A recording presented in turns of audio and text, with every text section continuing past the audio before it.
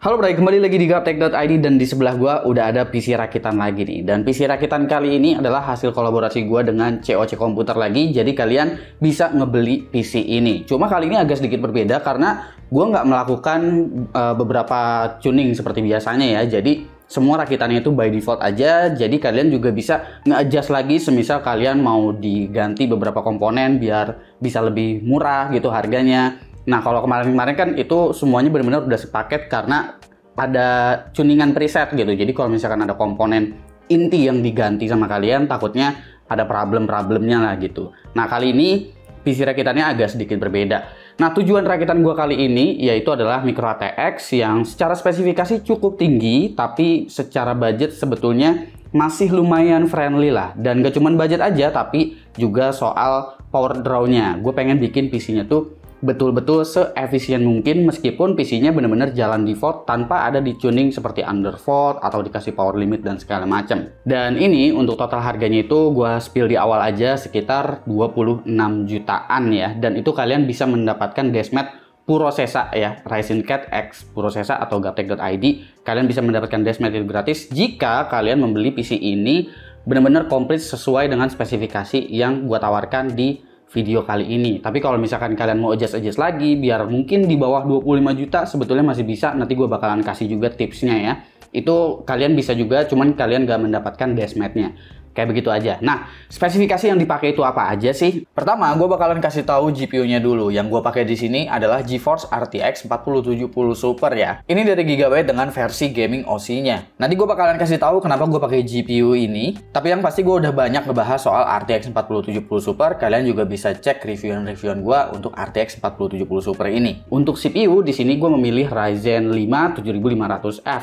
Seperti yang kita tahu bahwa ya Ryzen 5 7500F emang CPU yang cukup efisien dan di-combine dengan GPU high-end sekalipun sebetulnya CPU ini nggak bermasalah ya. Dan coolingnya itu gue padu-padankan dengan Deepcool AK400 digital yang versi white ya. Sebetulnya kalau kalian pengen yang full black kalian bisa pakai yang versi zero dark ya. Di sini gue pakai yang digital yang versi white ya biar kelihatan lucu aja gitu, ada sensor untuk temperaturnya juga di bagian air coolingnya. Kenapa pemilihannya juga air cooling? Itu karena biar maintenance-nya itu gampang ya. Karena kalau pakai all in water cooling, apalagi kalian pengguna awam, itu kalian pasti bakalan kebingungan semisal water cooling itu rusak, terutama di bagian pumpnya. Kalau air cooling kan semisal rusak ya, yang rusak itu cuma fan-nya doang dan tinggal diganti fan-nya aja.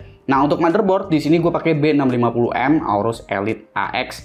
Ini motherboard sebetulnya untuk ukuran chipset B650 cukup tinggi di 4 jutaan ya harga motherboardnya. Tapi pemilihan gue di sini sebetulnya ialah memilih dari segi I/O. Jadi meskipun ini chipset B650, tapi I/O-nya itu baik internal ataupun di rear I/O-nya itu udah sangat-sangat lengkap. PCIe Gen 5 ada, NVMe-nya juga support sampai Gen 5. Lalu di bagian rear I/O-nya itu jumlah USB totalnya ada 12. Ini jarang banget apalagi di chipset B650 karena rata-rata chipset B650 paling dikasih USB-nya 8, 9, paling banyak 10 deh kayaknya. Tapi di sini Aorus berani ngasih 12 bahkan ditambah dengan Wi-Fi.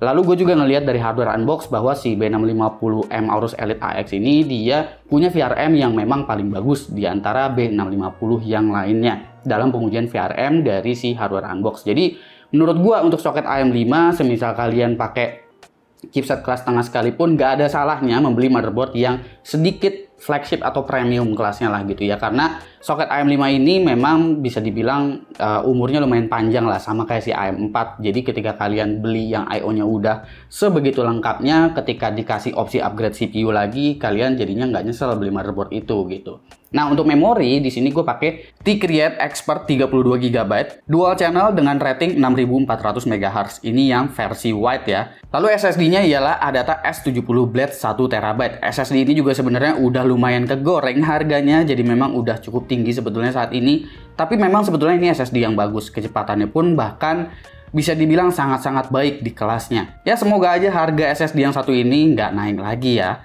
Lalu untuk power supply gue pakai Be Quiet Pure Power 12M 650W ATX 3.0. Nah, kenapa cuma 650 watt? Sebetulnya 650 watt itu cukup kok untuk GPU-nya yaitu 4070 Super di sini. Nanti gue bakalan kasih tahu kenapa gue pakai 4070 Super. Jadi di sini gue ngincer yang memang kabel untuk 12 VOP wire-nya itu udah native aja sih, dan Be Quiet juga bukan power supply yang abal-abal. Jadi kalian bisa concern untuk ambil power supply ini juga sebetulnya. Dan gua nggak pengen juga di sini untuk semua brandnya itu ngambil yang memang asal-asalan. Jadi gue pastiin memang brandnya itu dari brand ternama, bagus, tapi secara harga sebetulnya masih kompetitif lah. Salah satunya kayak casing gitu. Kalian bisa aja sih ngambil casing yang memang murah, di bawah 1 juta atau mungkin casing 500 ribuan. Tapi di sini gue cari casing yang memang build quality-nya tuh cukup baik lah, yaitu dari Fractal, yang memang udah ketahuan secara build quality itu selalu memberikan build quality yang memang terbaik, yaitu di sini gue pakai Fractal Pop Mini Air. Ini adalah casing micro ATX ya, jadi kelihatannya tuh masih padat di dalamnya. Gue juga nggak memilih casing yang ala-ala zaman sekarang yang isinya kaca semua, karena gue bener-bener pengen memfokuskan PC ini tetap terlihat compact, tapi gue juga pengen airflow-nya tuh masih tetap kejaga. Sebetulnya masih ada yang lebih compact lagi ya untuk micro ATX daripada casing yang satu ini. Contohnya misalkan kayak Jonesbow gitu ya. Cuma di sini gue pengen masih tetap kelihatan compact, tapi ya nggak terlalu kecil-kecil banget, jadi ditaruh di atas meja juga masih ada lucu-lucunya lah gitu. Ditambah lagi juga gue ngincer build quality yang memang kokoh dari si Fractal ini kan, dan harganya juga sebetulnya masih oke kok di 1 jutaan. Dan untuk GPU-nya, gue tadi udah sebutin kalau gue pakai RTX 4070 Super, dan 4070 Super yang gue pakai di sini ialah dari Gigabyte dengan versi gaming OC-nya. Kenapa gue memilih RTX 4070 Super? Salah satu alasannya adalah karena improvementnya dari 4070 polos itu sebetulnya lumayan. Dan harga si 4070 Super ini memang sebetulnya kompetitif. Ya terkecuali kalau gue mau ngincer versi Aero-nya, sebetulnya harganya memang udah agak tinggi. Jadi gue pressing coba gue kasih versi gaming OC aja di sini. Alasannya sih kenapa tetap GPU Nvidia yang dipilih di sini, ya sebetulnya ada banyak ya. Terlepas dari orang bilang VRAM-nya ngepas lah dan segala macam gitu ya. Tapi mau gimana pun ekosistem dari GPU Nvidia ini memang yang paling lengkap gitu. Jadi untuk all-rounder bisa dibilang ya GPU Nvidia dukungan-dukungannya ini paling banyak lah, baik itu dari gaming ataupun untuk productivity gitu. Misal kalian mau video editing lah, mau 3D rendering lah, itu dukungan-dukungan software-nya juga memang udah banyak. Contohnya kayak di gaming udah jelas ya, ada RT Core yang berfungsi untuk jalanin real-time ray tracing, terus Tensor Core yang fungsinya lebih banyak lagi. Di game ada DLSS 3 dengan frame gain yang secara kualitas sebagai sebuah teknik upscale emang paling terbaik saat ini dari segi tekstur dan juga latency. Karena DLSS 3 juga bisa diintegrasikan dengan Nvidia Reflex yang mampu memberikan latency menjadi lebih kecil. Dari DLSS 3 dan Reflex ini emang cukup ngebantu, baik itu buat game AAA ataupun game kompetitif. Dukungan buat content creation juga lengkap, misalnya encoder yang udah support hingga AV1 yang memberikan efisiensi 40% lebih baik secara kualitas. Jadi stream nggak berat karena nggak harus pakai bitrate tinggi. Buat software editing atau 3D design juga dukungan Nvidia banyak ya. Contohnya kayak Optics di Blender atau CUDA Acceleration. Dan tentu kalau kita bicaranya soal akselerasi AI, Nvidia ini memang udah paling duluan. Nvidia sendiri bahkan nyediain beberapa tools yang bisa dimanfaatin. Yang paling sering gue pakai sih Nvidia Broadcast buat keperluan kamera dan AI noise cancelling. Karena sejauh ini Nvidia Broadcast emang punya kualitas yang lebih beres. Sebenarnya nggak ini aja, ada juga Nvidia Canvas untuk ngegenerate sketch to image. Ya mirip-mirip Stable Diffusion juga, tapi ini udah terintegrasi dari Nvidia-nya langsung gitu model-modelnya. Bahkan sekarang juga ada yang namanya Nvidia Apps. Semua apps seperti Canvas tadi, bahkan Omniverse, Broadcast, itu kalian bisa download dan akses langsung dari sini. Tersedia juga untuk overlay in-game seperti GeForce Experience dan mengoptimize settingan game langsung lewat sini. Ini masih beta sih, jadi gua rasa kedepannya bakalan ditambahin setting-setting lain juga. Mungkin bisa integrasi dengan Nvidia Control Panel sekalian, karena kelihatannya Nvidia Apps ini emang tujuannya mengarah ke sana. Jadi ya kurang lebih seperti itu alasan gue kenapa masih memakai GPU-nya Nvidia untuk perakitan kali ini. Dan untuk budget sekitar 26 juta, menurut kalian gimana nih? Terlepas dari cuman ngelihat chipnya ya, kayak pakai 75F, pakai 4070 Super, gue tahu pasti bisa lebih murah lagi. Nah makanya karena di sini gue pakai motherboardnya sebenarnya cukup tinggi, jadi kalau misalkan kalian mau lebih murah, gue bisa kasih saran ke kalian untuk mungkin kalian bisa pakai motherboard B650 yang harganya 2 jutaan, itu kan udah banyak juga. Jadi kalian bisa ngepangkas budget lagi tuh, selisihnya bisa 2 juta ya kan. Lalu untuk casing, mungkin kalian bisa pakai casing yang di bawah 1 juta, itu juga kalian bisa nge-press budgetnya lagi. Dan itu juga masih oke. Atau mungkin 4070 Supernya, 4070 Super juga kan yang harganya 10 juta kecil, itu juga udah banyak gitu ya. Nah, bahkan Gigabyte sendiri juga ada versi WindForce yang harganya juga udah cenderung murah sebetulnya.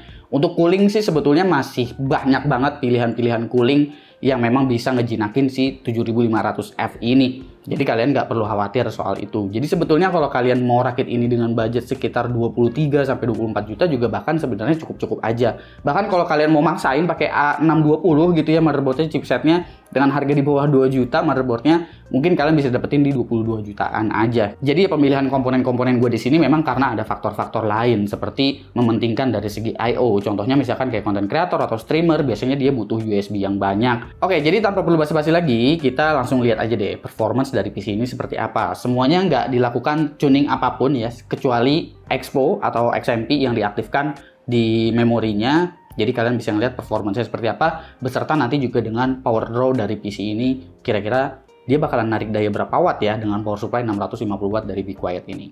Oke, buat pengujian gue bakalan kasih unjuk dulu untuk power draw-nya ya, yang diambil dari wattmeter nih. Nah, kalau kalian pakai RTX 4070 Super, habis itu dikombin dengan Ryzen 5 7500F, itu kalau kalian main game sebetulnya cuma makan daya sekitar 300 watt aja. Ini jadi bener-bener hemat daya banget, makanya gue pakai 650 watt pun sebenarnya ya masih nggak apa-apa banget ini. Bahkan ketika gue menjalankan stress test, ini gue jalanin di Cinebench R23 ditambah dengan 3D Mark, itu masih sekitar 365 watt aja. Dan untuk idle-nya itu sekitar 79 watt. Jadi masih oke banget ini. Sebetulnya kalau misalkan di undervolt ini berarti masih bisa dapat di angka sekitar 200-an watt. Cuma karena yang dijual ini nggak ada hasil tuning apa-apa, makanya gue cuma unjukin yang begini aja. Kalian komen aja di bawah semisal kalian perlu data untuk undervolt dari RTX 4070 Super nih. Terutama kalau kita harus nge-combine dia dengan si Ryzen 5 7500F.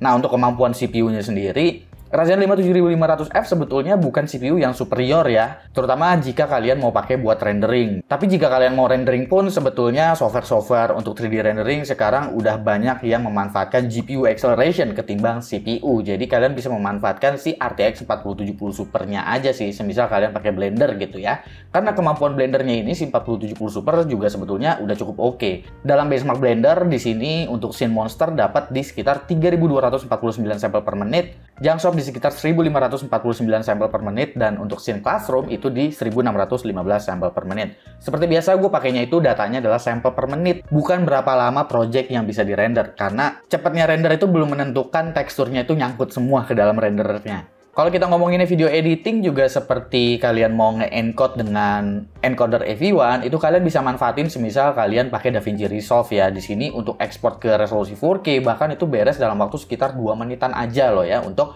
raw video sih, ini bukan project yang memang udah numpuk-numpuk sequence-nya. Tapi ini tentu udah sangat-sangat kenceng. Terutama jika kalian udah mau ekspor ke final videonya yang udah siap upload aja ke internet menggunakan encoder AV1, ini menurut gua adalah paling ideal. Nah, sekarang untuk kemampuan AI seperti apa nih? Untuk AI benchmark ini sekarang gue menggunakan yang namanya Protion ya, atau Proction dari UL Benchmark. Jadi ada dua benchmark, yaitu adalah benchmark untuk inferencing dan juga AI generative image seperti Stable Diffusion. Nah, yang pertama ini adalah soal inference time. Menggunakan Float 32 dan juga versinya ini adalah Microsoft Windows ML versi 1.17.1. Untuk overall score-nya ada di angka 1113 untuk Scene 4070 Super ini, dan di bawah ini ada banyak ya yang dites itu. Ada dari MobileNet V3, ada ResNet 50, Inception V4, DeepLab V3.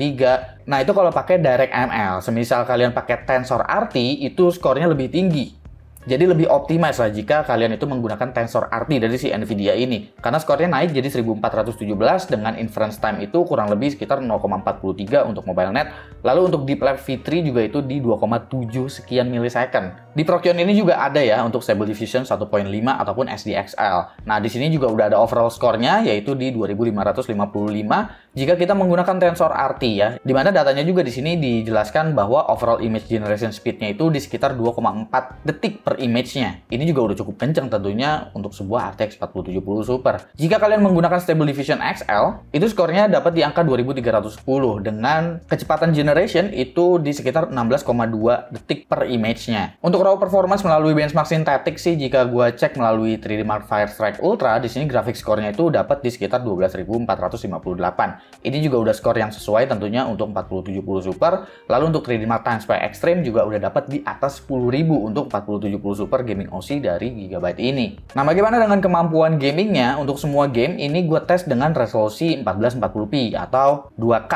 ya, baik itu native ataupun menggunakan upscaler. Seperti yang kalian lihat di Cyberpunk 2077 ini, untuk preset yang gue gunakan adalah preset Ultra. Jika gue nggak menggunakan ray tracing dan juga menggunakan resolusi native, di sini rata-rata FPS-nya itu ada di angka 83. Ketika gue hidupin ray tracing Ultra dan juga DLSS quality, memang dia FPS-nya tuh masih cenderung turun, terkecuali kalian pakai DLSS performance gitu ya, yang memang udah menurunkan kualitasnya. Tapi dengan DLSS quality, di sini rata-rata FPS-nya itu jadi 74. Nah, kalau kalian pakai frame generation, ini sebetulnya masih ideal banget ya untuk 4070 Super karena FPS-nya udah tinggi, ditambahin lagi dengan frame generation atau DLSS 3, itu kalian bisa jadi 110 FPS untuk rata-ratanya. Dan DLSS 3 ini juga kan latensinya nggak separah itu ya, karena udah ada reflex juga include di dalam DLSS 3. Game selanjutnya adalah Horizon Forbidden West. Ini benchmark baru nih yang gue masukin karena gamenya juga memang masih cenderung baru ya, portingan dari PlayStation juga.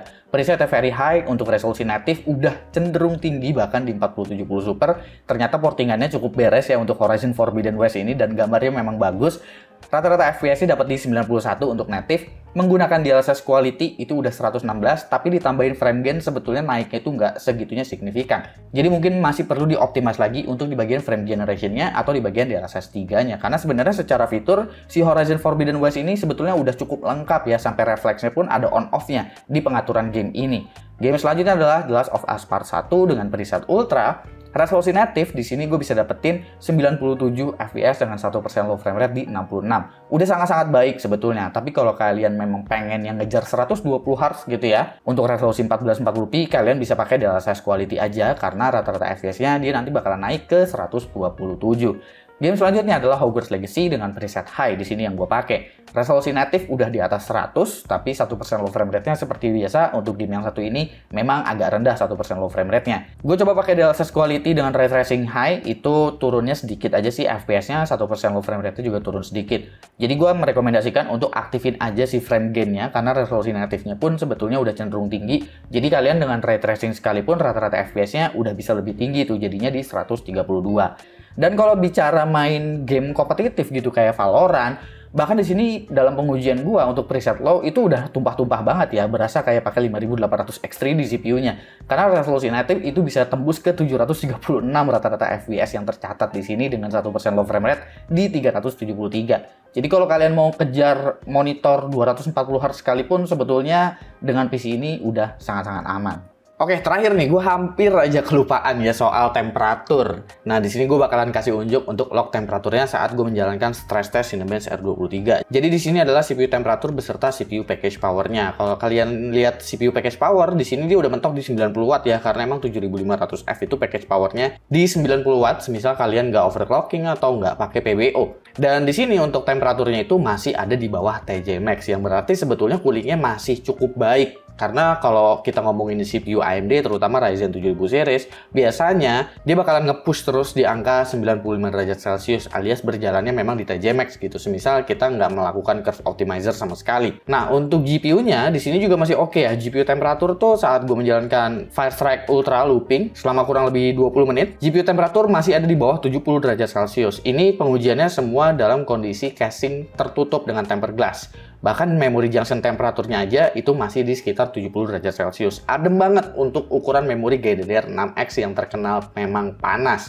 Tapi untuk GPU temperaturnya ini memang udah di bawah rata-rata, jadi so far aman-aman aja. Kalau kalian main game, GPU temperatur tuh cenderung lebih adem, nggak bakalan nyentuh mendekati 70 derajat, bahkan cuma sekitar 60 kecil aja ya untuk GPU temperaturnya. CPU temperaturnya mirip-mirip aja. Memang untuk Ryzen, dia ketika ada load, clock speednya dinaikin full, meskipun nggak 100% core-nya jalan semua, itu temperatur dia bakalan bisa bumping, karena faktornya memang lebih banyak di voltage ya untuk si CPU Ryzen ini. Angka segini nggak bisa dikategorikan panas. Oke, jadi kurang lebih segitu ya untuk PC rakitan kita kali ini. PC ini tentunya sekali lagi gue ingetin bahwa PC-nya itu dijual di COC Komputer. Kalian bisa beli paketan yang seperti ini plug ketiplek ya dengan harga sekitar 26 jutaan, dan kalian bisa dapetin gratis Desmet Ryzen Cats X Gatek.id yaitu versi si Purosesa. Gratis jika kalian beli itu paketan yang kayak begini. Tapi kalau kalian mau racik-racik lagi, kalian bisa request ke miminnya COC Komputer, bilang aja mau ganti motherboardnya atau mau ganti casingnya, itu nggak masalah karena nggak ada yang di tuning apapun untuk PC rakitan kita yang satu ini ya. Cuma bedanya kalian nanti nggak bakalan dapetin free deskmat-nya aja, kurang lebih kayak gitu. Pastiin juga untuk membeli PC rakitan seperti ini, kalian harus kunjungin COC Komputer. Kira-kira menurut kalian gimana untuk PC rakitan kita kali ini? Coba komen dong di bawah dan kasih pendapat kalian masing-masing. Jangan lupa subscribe, gue Supdi, dan seperti biasa, sampai jumpa di lain kesempatan.